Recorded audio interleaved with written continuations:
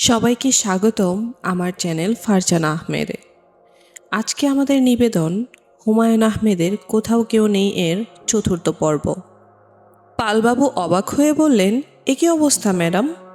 মোনা বলল, কদিন খুব ভুগলাম, টনসিলাইটিস। আপনারা ভালো তো? ভালোই। 3 দিনের জ্বরে কারো এমন অবস্থা হয় জানতাম না। আপনার দিকে তাকানো যাচ্ছে না, গ্যাছো পেতনির মতো লাগছে। রাগ করলেন নাকি? মোনা রাগ করল না, তবে বিরক্ত হলো। পালবাবু বড় বিরক্ত করতে পারেন। মেয়েদের টেবিল বেছে বেছে বসবেন, সামান্য জিনিস নিয়ে বকবক করে মাথা ধরিয়ে দিবেন। আপনার ভাবি স্বামী এসেছিলেন, তারও দেখলাম মুখ শুকনো। সিকলিপের দরখাস্ত করেছেন শুনে মুখ আরও শুকিয়ে গেল। উনি গিয়েছিলেন নাকি আপনাদের ওখানে? না, যায়নি। সেটাই ভালো। ঘন ঘন শ্বশুরবাড়ি যাওয়া ভালো না। এই আমাকে দেখেন, প্রতি বৃহস্পতিবার শ্বশুরবাড়ি যাই, শুক্র শনি 2 দিন থাকি। এতে লাভটা কি হয়েছে জানেন? শ্বশুরবাড়িতে প্রেস্টিজ আমার কিছুই নেই। মুনা শুকনো গলায় বলল, তাই নাকি? হ্যাঁ, গত সপ্তাহের আগের সপ্তাহে শ্বশুরমশাই আমাকে বললেন, বাবা রেশনটা একটু তুলে দিতে পারবে?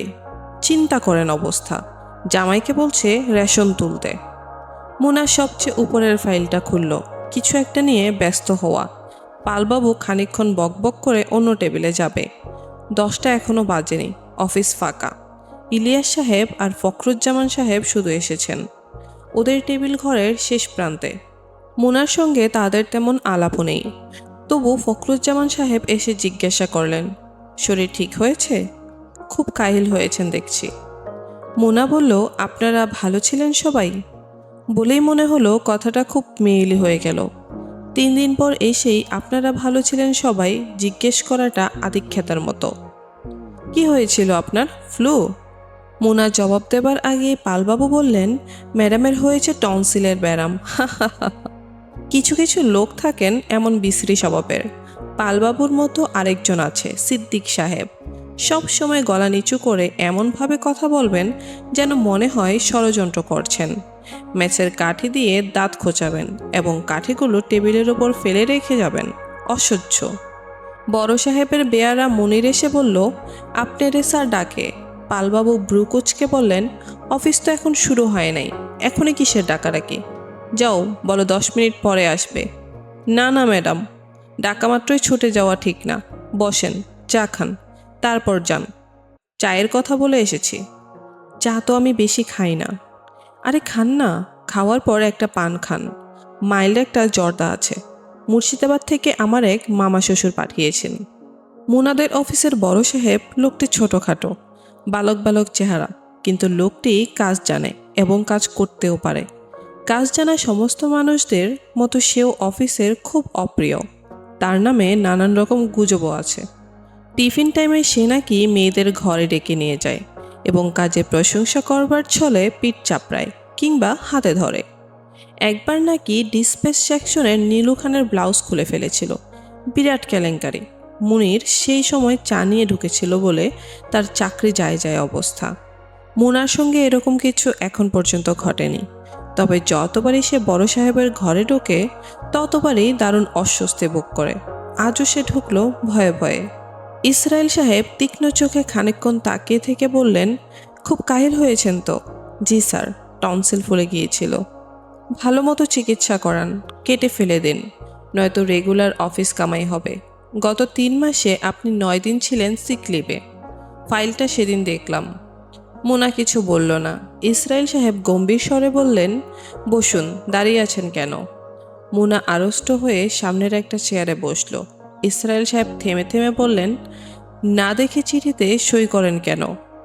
টাইপিস্টরা ভুল করেই, কাজেই এদের টাইপ করা প্রতিটি শব্দ চেক করতে হয়, বিশেষ করে ফিগারগুলো।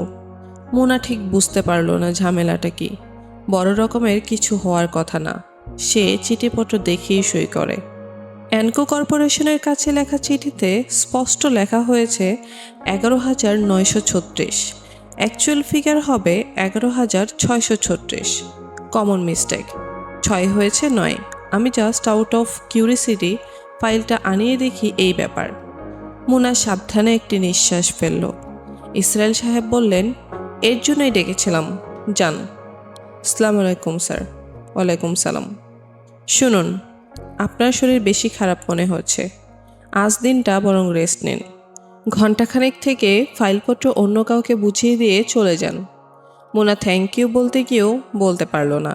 এই লোকটির সামনে সে ঠিক সহজ হতে পারে না। মোনা ক্ষীণস্বরে বলল, স্যার যাই। ঠিক আছে, যান। তারেক সাহেব থাকলে একটু পাঠিয়ে দেবেন। জি আচ্ছা স্যার। ঘণ্টাখানেক থেকে চলে যেতে বললেও মোনা লাঞ্চ ব্রেক পর্যন্ত থাকলো। জমে থাকা কাজগুলো নিখুঁতভাবে করতে চেষ্টা করলো। মাথা হালকা হয়ে আছে। খুব মন দিয়ে কিছু পড়তে গেলেই আপনাতেই চোখ বন্ধ হয়ে আসে। চোখ বন্ধ করে খানিকক্ষণ বিশ্রাম নিতে হয়। তারেক একবার বলেই ফেলল, ঘুমাচ্ছেন নাকি আপা? না রে ভাই, মাথা ঘুরাচ্ছে। বড় সাহেব যেতে বলেছে, চলে যান না। জরুরি কাজ যা আছে দিয়ে যান আমার টেবিলে, অবসর পেলে করে দেব। কাজ তেমন নেই কিছু। তাহলে শুধু শুধু বসে আছেন কেন? মুনিরকে বলেন একটা রিক্সা ডেকে দেবে। মোনা মুনিরকে ডাকলো। অফিসের আশেপাশে রিক্সা পাওয়া যায় না, মোড় থেকে ডেকে আনতে হয়। এই রকম এক অন্ধগলিতে এত বড় অফিস কোম্পানি কেন বানালো কে জানে। অফিস থাকবে মতিঝিলে। তারেক, যাই ভাই। ঠিক আছে আপা, যান, কাল কথা হবে। বাসার দিকেই তো যাবেন? মুনা অফিসের এই একটিমাত্র ছেলেকে নাম ধরে ডাকে এবং তুমি বলে। যদিও সে নিশ্চিত তারেক বয়সে তার চেয়ে বড় হবে। তুমি ডাকার ব্যাপারটিও কিভাবে শুরু হয়েছে মোনা নিজেও জানে না। প্রায় অবাক হয়েই একদিন সে লক্ষ্য করেছে তারেক আপনি বললেও সে নিজেই বলছে তুমি। মামুনের সঙ্গে বিয়ের ব্যাপারটা এত পাকাপাকি না থাকলে অফিসে এই নিয়ে একটা আলোচনা হতো। পালবাবু সস্তা ধরনের কিছু রসিকতা করারও চেষ্টা করতেন। রিকশায় উঠেই মোনার মনে হলো বাসায় এই সময়ে ফিরে কোনো লাভ নেই।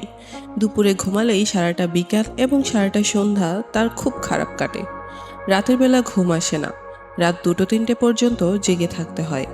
মোনা রিকশাওয়ালাকে বলল মগবাজারের দিকে যেতে। এই সময় মামুনের মেসে থাকার কথা নয়, তাকে পাওয়া যাবে না, এটা প্রায় 100 ভাগ সত্যি। তবু একবার দেখে গেলে ক্ষতি নেই কোনো। না পাওয়া গেলে কলেজে গিয়ে খোঁজ নেওয়া যাবে। সে পথে রিক্সা থামিয়ে এক প্যাকেট ব্যানসন অ্যান্ড হেজেট কিনল। মামুন খুশি হবে। কোনো বইতে যেন পড়েছিল পুরুষরা সবচেয়ে খুশি হয় যখন তারা মেয়েদের কাছ থেকে সিগারেট উপহার পায়। মামুনকে সে আগেও কয়েকবার সিগারেট দিয়েছে, কোনোবারই মনে হয়নি সে খুব খুশি হয়েছে। এমনভাবে প্যাকেট খুলেছে যেন এটা তার প্রাপ্য। আজও তাই করবে। মামুন মেসে ছিল না। তার পাশের রুমের আলম সাহেব বললেন, উনি তো টেলিগ্রাম পেয়ে দেশে গেছেন। তার এক বোন মারা গেছে। আপনি কিছু জানেন না? না, অনেকদিন ধরে অসুস্থ ছিল ওনার সবচেয়ে ছোট বোন। মোনা একটু বিব্রত বোধ করতে লাগলো। এত বড় একটা ব্যাপার মামুন তাকে কোনোদিন বলেনি। তার একটি বোন আছে তা সে জানতো, কিন্তু এই বোনের এমন একটা অসুখ তা মামুন কোনোদিন বলেনি। বসবেন আপনি? জি না, বসবো না। ও দেশে গেছে কবে? পরশু সকালে। টেলিগ্রাম এসেছে তার আগের রাত্রে। ট্রেন ছিল না, যেতে পারেনি। কবে আসবে কিছু বলে গেছে? জি না, কিছু বলেনি। আজকালের মধ্যে এসে পড়বে। মরবার পর তো আর কিছু করার থাকে না, শুধু শুধু ঘরে বসে থেকে হয়টা কি। মোনা ক্লান্ত ভঙ্গিতে রিকশায় উঠল। কড়া রোদ এসেছে, চকচক করছে চারদিক। তাকালেই মাথা ধরে যায়। মোনা হ্যান্ডব্যাগ খুলে সানগ্লাস বের করলো। রোদটা খুব চোখে লাগছে। সানগ্লাস ব্যাপারটা বেশ অদ্ভুত। চোখে পড়বার সঙ্গে সঙ্গে চারদিক কেমন মেঘলা হয়ে যায়। একটু যেন মন খারাপও লাগে। মোনা ছোট্ট একটি নিঃশ্বাস ফেলল। অস্পষ্টভাবে তার মনে হতে লাগলো মামুন কখনো তার নিজের ভাই বোন বা মা বাবার কথা নিয়ে তার সঙ্গে গল্প করেনি। এমন একজন অসুস্থ বোন ছিল, তার এটা পর্যন্ত বলেনি। না বলার পেছনে কোনো যুক্তি নেই। মোনার খুব জানতে ইচ্ছে হলো, এই বোনটি কি ওর খুব আদরের ছিল? নামে বা কি তার? নাম মামুন বলেছিল, খুবই কমন একটা নাম বলে এখন মনে পড়ছে না। রোকেয়া বা সাবিহা জাতীয়। মোনার মনে হলো একটা চিঠি লিখে রেখে গেলে ভালো হতো। অল্প কয়েক কথায় সুন্দর একটা চিঠি। হঠাৎ করে তোমার বোনের মৃত্যু সংবাদ শুনলাম। সে যে অসুস্থ তা তো তুমি কখনো বলনি। চিঠিটা ঠিক হচ্ছে না, অভিযোগের ভঙ্গি এসে পড়ছে। কেন অসুস্থতার খবর আগে বলা হয়নি সেই নিয়ে অভিযোগ। পুরোপুরি মেইলি অভিমান। মৃত্যুর মতো এত বড় একটা ব্যাপারের পাশে মেইলি অভিযোগ একেবারেই মিশ খায় না। মোনা মনে মনে চিঠিটা অন্যভাবে লিখতে চেষ্টা করলো এবং একসময় খুবই অবাক হয়ে লক্ষ্য করলো তার চোখ ভিজে উঠেছে। কেন মামুন তাকে আগে বলল না? বকুলদের স্কুলে কোনোদিনই পুরোপুরি ক্লাস হয় না, প্রায় দিনই 7th পিরিয়ডে ছুটি হয়ে যায়। আজ 7th পিরিয়ডে রেহেনা আপার ক্লাস। এই ক্লাসটা হবে না ধরেই নেওয়া যায়, কারণ রেহেনা আপার অনেক রকম যোগাযোগ আছে। সে সবসময় তাকে ব্যস্ত থাকতে হয়। মেয়েদের টিফিন, কোঅপারেটিভের দোকান তিনিই চালান। গার্লস গাইড এবং সবুজ সেবিকার ব্যাপারগুলিও তাকে দেখতে হয়। নিয়মিত ক্লাস নেবার সময় কোথায় তার? কিন্তু আজ তাকে ক্লাসে আসতে দেখা গেল।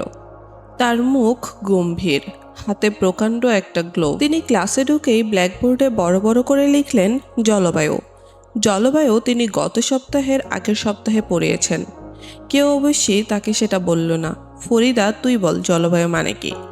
ফরিদা ফ্যাকাশে মুখ করে দাঁড়িয়ে রইল। তিনি তাকে সম্পূর্ণ অগ্রাহ্য করে ছাত্রীদের মোট সংখ্যা গুনতে লাগলেন। সব মিলে 38 জন ছাত্রী উপস্থিত। তিনি মুখ বন্ধ করে বললেন, 38 জন প্রেজেন্ট, কিন্তু টিফিন এনেছিস 41টা। কেন? ক্লাস ক্যাপ্টেন অনিমার মুখ শুকিয়ে গেল। বল, 41টা টিফিন কেন?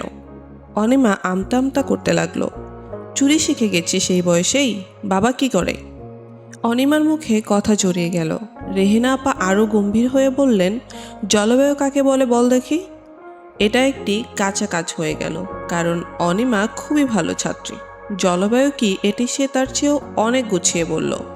ভূমধ্যসাগরীয় অঞ্চলের জলবায়ু কি বল। আপা, এটা এখনো পড়ানো হয়নি। সব কিছু পড়িয়ে দিতে হবে? নিজে নিজে পড়ে যায় না? তুই আজ ক্লাস শেষে আমার সঙ্গে দেখা করবি। বসছিস কি জন্য? বসতে বলেছি, দাঁড়িয়ে থাক। ফরিদা, তুইও দাঁড়িয়ে থাক। প্রায় 10 মিনিট ধরে মেয়েদের মিথ্যা বলার অভ্যাস এবং চুরি করার অভ্যাসের উপর বক্তৃতা দিয়ে ক্লান্ত হয়ে পড়লেন। ক্লাসে টু শব্দও হলো না। তিনি কপালের ঘাম মুছে ক্লান্ত স্বরে বললেন, বকুল ক্লাসে এসেছে? সবচেয়ে পেছনের বেঞ্চ থেকে বকুল ভয়ে ভয়ে উঠে দাঁড়ালো। তোকে গতকাল টিফিন পিরিয়ডে আমার সঙ্গে দেখা করতে বলেছিলাম, করেছিলি? আপা, আমি গিয়েছিলাম। আপনি হেড আপার সাথে কথা বলছিলেন। কথা কি আমি সারা জীবন ধরে বলছিলাম? 5 মিনিট দাঁড়ানো গেল না? বকুল প্রায় আধা ঘন্টা দাঁড়িয়েছিল, কিন্তু সে কিছু বলল না। আজকে ক্লাস শেষ হবার সাথে সাথে আসবি। বাংলাদেশের জলবায়ু কীরকম বল। বকুল ঘামতে লাগলো। বইয়ের সঙ্গে কারো কোনো সম্পর্ক নেই। মৌসুমি বায়ু কাকে বলে কেউ জানো না? কে জানো? হাত তোলো। শুধু অনিমা হাত তুলল। তিনি অনিমাকে কিছুই জিজ্ঞাসা করলেন না। বিমর্ষ মুখে বাংলাদেশের জলবায়ুর কথা বলতে লাগলেন। গত সপ্তাহের আগের সপ্তাহেও একই কথা বলেছিলেন। তার মনে নেই। ক্লাসের মেয়েরা ঘন্টা পড়ার জন্য অপেক্ষা করতে লাগলো। ঘন্টা আর পড়ছেই না। তাদের মনে হলো তারা অনন্তকাল ধরে ক্লাসে বসে আছে। বকুল টিচার্স কমন রুমে ভয়ে ভয়ে উকি দিল। রেহেনা আপা হাত নেড়ে নেড়ে অঙ্ক আপার সঙ্গে কথা বলছেন। তিনি ইশারায় বকুলকে অপেক্ষা করতে বললেন। কতক্ষণ অপেক্ষা করতে হবে কে জানে।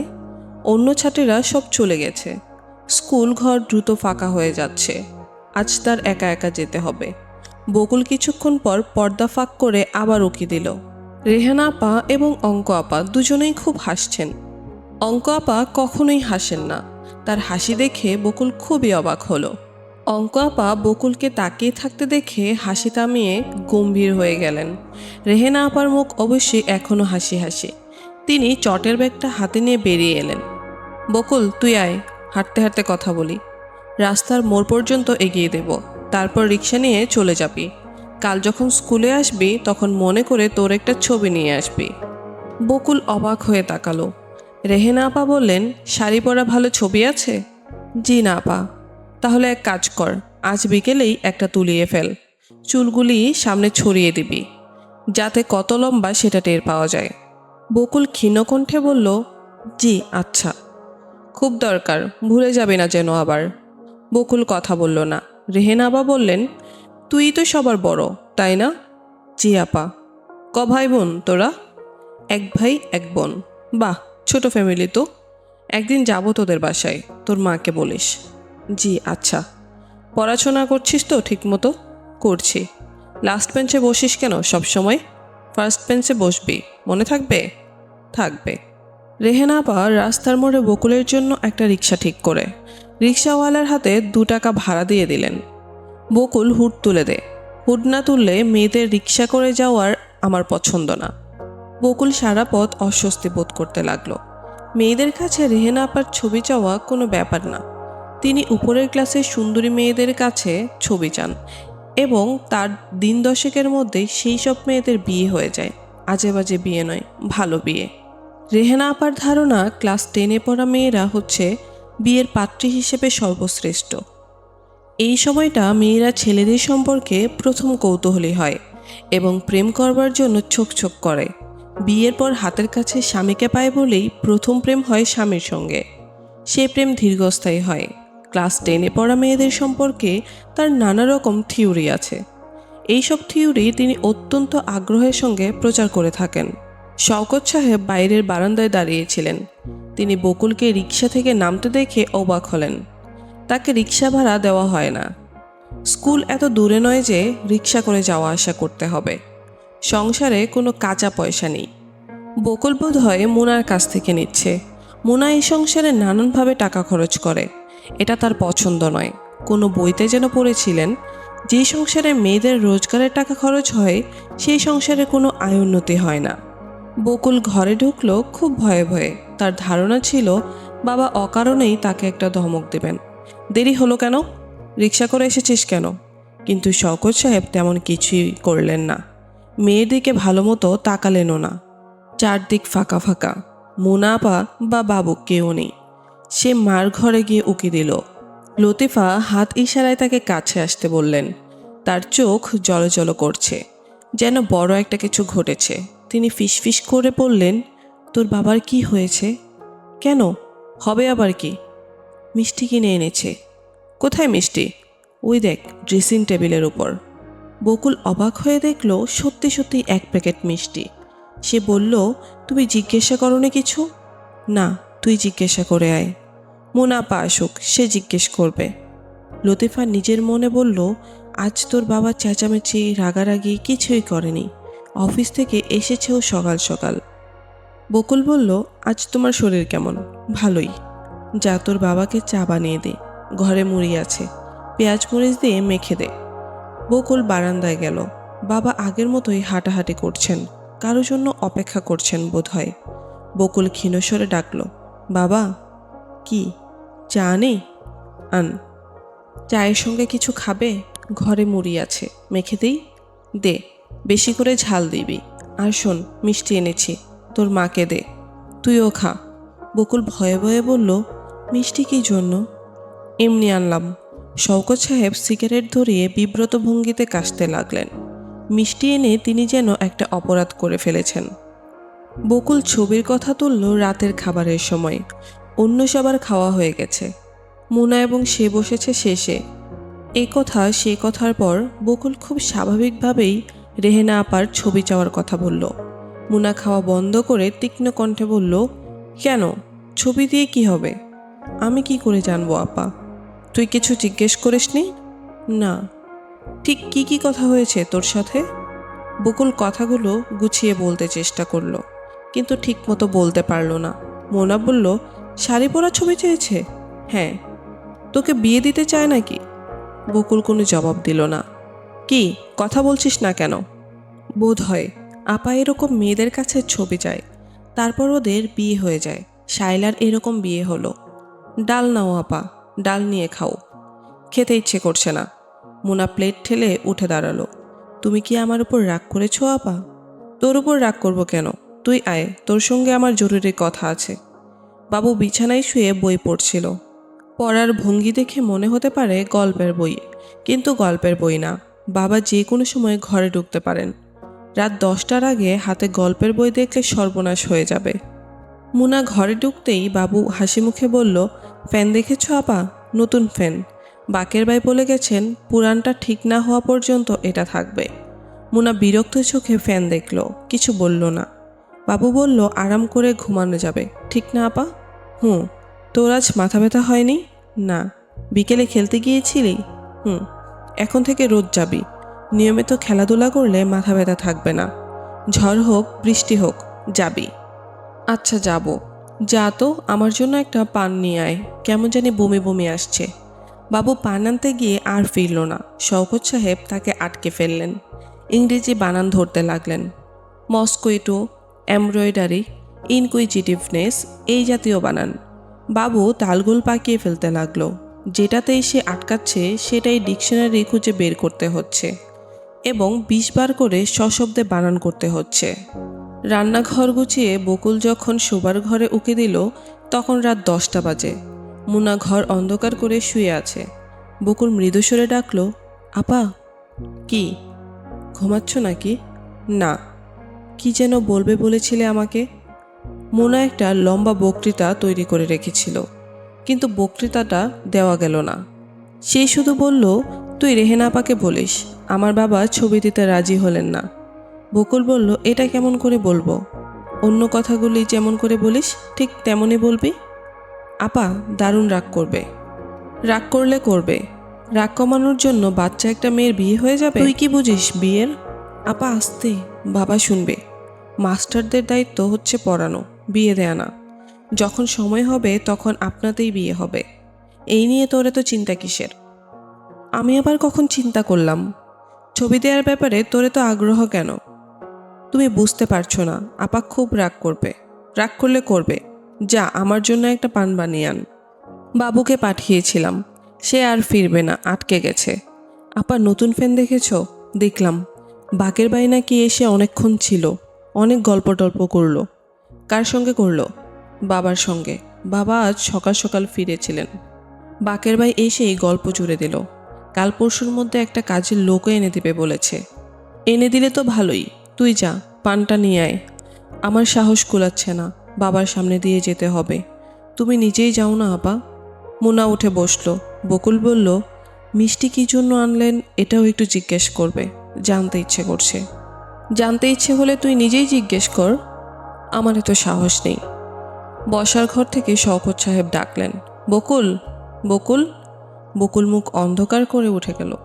শওকত সাহেবের সামনে বাবু কান ধরে দাঁড়িয়ে আছে, তার চোখ লাল। বকুল এসে ঢুকতেই শওকত সাহেব বললেন, পাটিগণিত নিয়ে আয়।